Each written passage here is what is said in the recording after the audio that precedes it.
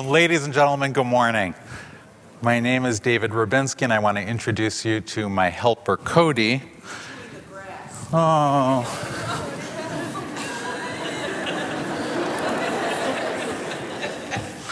It'll keep him busy. He's anxious. I told him to imagine all of you in your underwear, and I guess that didn't do anything. So this morning, I wanted to talk to you a little bit about a journey of discovery, a little bit about invention or reinvention, nothing of a tangible product, so to speak.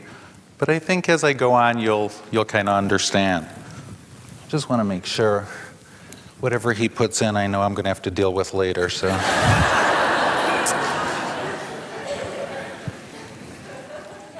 So I want to kind of start off chronologically and tell you a little bit about what I've gone through professionally. I studied hospitality management, and after school did a stint at front desk at a hotel in suburban Detroit. I actually worked for another catering company. And in 1982, unfortunately, my dad's brother died unexpectedly. But fortunately for me, 3 months later, the executor of the estate went to all the nieces and nephews, and we each got a check for $50,000. Well, no more working for anyone else. Cousins went out and remodeled homes, took vacations, set money up in accounts for their children, and I bought 2 used stoves, a van, and a bunch of china. I opened a catering company. And in 1983, I launched David's Gourmet Incorporated, and actually had the business for quite a long time. You know, everything was going really well. Those were the days, in the 90s, remember car phones? Sitting in the car, how amazing that there was call waiting on the car phone. And then those really big flip phones came out. And the car phone was great because it allowed me to go to a site which, an event was going to happen. We were an off-premise catering company. My time was just so busy traveling all over, dealing with the operations at my commissary, with vendors, accounting issues. And when that other phone came out, I didn't have to be tied just to the car. I could then move about. Well, you can understand that certain times with all that call waiting, I was juggling 4 lines at once. I won't admit to be driving at the same time, but it was busy. I loved it. It was a rush. I loved the events I was doing. I had grown a staff of 16 full-time people. We had 40 people on call as servers for us. It was busy. In 1996, after what I thought was the greatest career, by that time, I had 3 kids, 3 boys, the lights of my life. I was really enjoying life. And as we were preparing to start getting ready for an event, off-premise again, loading up trucks, I found myself tripping over so many of the items that were on the floor. So much so that my staff would say, "Didn't you see that?" And I would say, "Actually, no." Wasn't getting any better. It was time to go see an eye doctor. Well, what's wrong? Well, a referral led me to the Cole Eye Institute, and long story short, I was diagnosed with an eye condition called Retinitis Pigmentosa. If you're cool, you call it RP. People really don't know as much about it as another disease which on a very fundamental and basic level is related, and that's macular degeneration. Well, with macular degeneration, and I'm by no means speaking from medical experience here, the loss of vision is central, and you only have your peripheral vision. Well, the symptoms of retinitis pigmentosa are exactly the opposite. Initially, it's the loss of the peripheral vision, and basically your vision becomes tunnel-like, so that you start seeing through a straw until ultimately there is just no more. Wasn't sure what was going to happen. Didn't know what the future held. The doctor told me there's no known cure. The doctor said, "We're advancing, we're working on it. You never know. These are the things that might happen." But please know that in some conditions of retinitis pigmentosa, you might actually have a frozen state where there's a decline, but then it doesn't change for 20 years. Well, that gave me some hope. 1999 was the time when I needed to close my business. When you're running an off-premise catering company and you're running all over town and that's your job and you're reliant on the car, I just wasn't feeling comfortable. And so for a myriad of reasons, it was time to just close. It was a hard time. I remember a friend calling me and saying, "So you closed your business, now what are you going to do?" I said, "You know, in about an hour I'm going to take a shower. After that, I don't know." One of my clients called me and said, "I heard you closed your business." Well, made the connection, and within 60 days, I was now newly employed at the Ritz-Carlton, Cleveland. I closed my business on January 19th, 1999, and I started on March 17th, St. Patrick's Day, 1999. And you know, it's not the natural evolution to go from being an entrepreneur to going to the corporate structure. You know, when you work for a corporate structure, you have to answer to people. It's different. It's a little bit of getting used to. Loved what I was doing. Sold events, serviced them, painted the dream for clients. And it was nice because I could really concentrate on the aspects that I really loved in the business. And gosh, there were so many departments within the hotel that could make the other things happen. I really didn't have to concern myself with it. My responsibility was to sell the dream and to service it as well. Got to meet so many great people, and I really loved my job. The eyesight was faltering. It got to the point now where people in the department realized that I really was having a hard time, and I started trailing. And trailing means that you're walking along a wall and your fingers are touching it, just to give you some guidance. And I found myself doing that, and I also found that in the evening it was getting dark. Dark inside the building. The hotel likes to call it ambient lighting. I called it a punishment. Didn't know what was going on. I couldn't make things out. And here I am at a wedding and there are these flickering candles on the tables. Didn't know what to do. Well, I decided that it really was time to make a move, do something. Didn't know what I was going to do within the business, within the hotel to make it better for myself. How could I adjust? How could I keep my job? All kinds of thoughts came to mind. And I remember when I was diagnosed, I overheard my sister chatting with my mom. And my mother said, she feels so bad that this is happening to me, and what's he going to do? And my sister's response was, well, it's just a different time in his life, and he's just going to have to learn and adjust.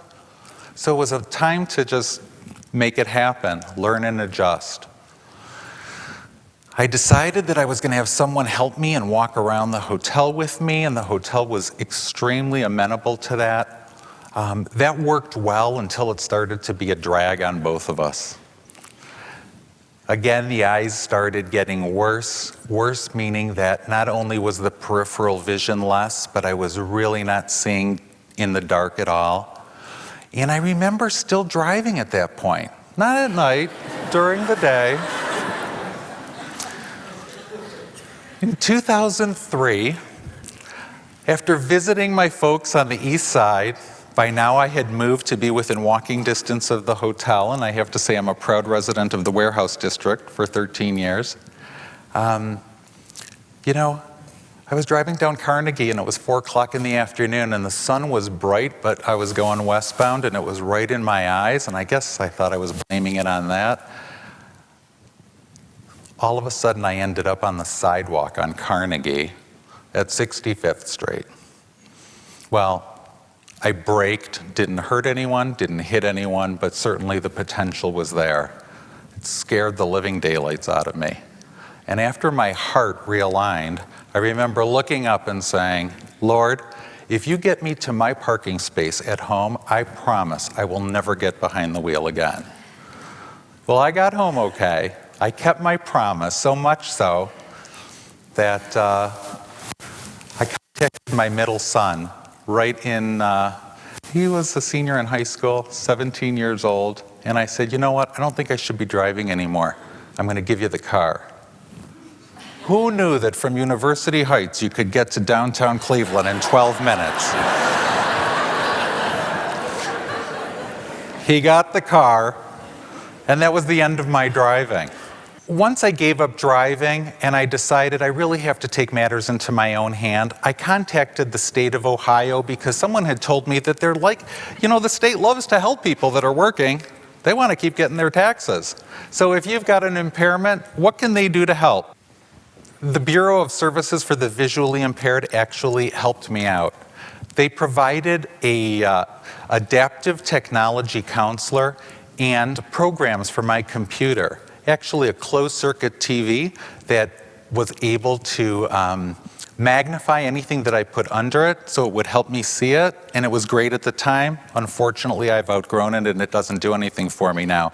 But I have talking programs that read my emails, and they paid for an instructor to come, a coach to teach me. How is it that I could work in an office and get everything done? And I was amazed by what was out there. I was amazed that there was actually a part of the government that was interested so much in helping. And the gentleman from BSVI kept calling to see if there's anything else that they could do. It was a lot of help. It was great. I enjoyed it. I got used to it. People at work were wonderful. They didn't know how they could help.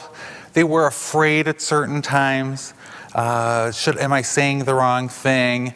At one point, I even got a white cane with a red tip. And that was a big move.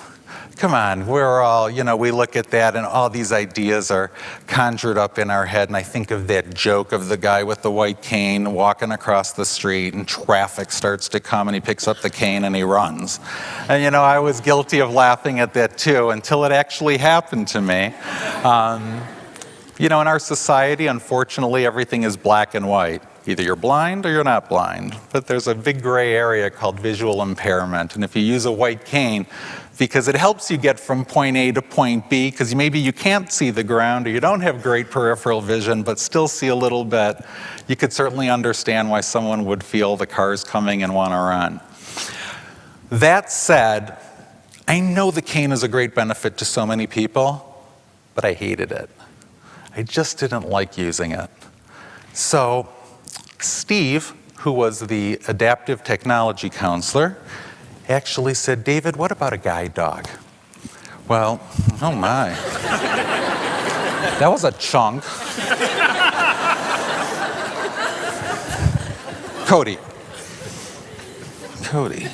just rest, buddy. So, I apologize. In any event, I made application to an organization called the Seeing Eye in Morristown, New Jersey. And it is the original guide dog school. And in January of 2010, I actually went to school. It was New Year's Day. Went to school there for a month. Took a leave of absence from my job and moved in for a month. You know, it's run by angels. That's the only thing I can say. Their mission is to help restore independence, and it really is some of the most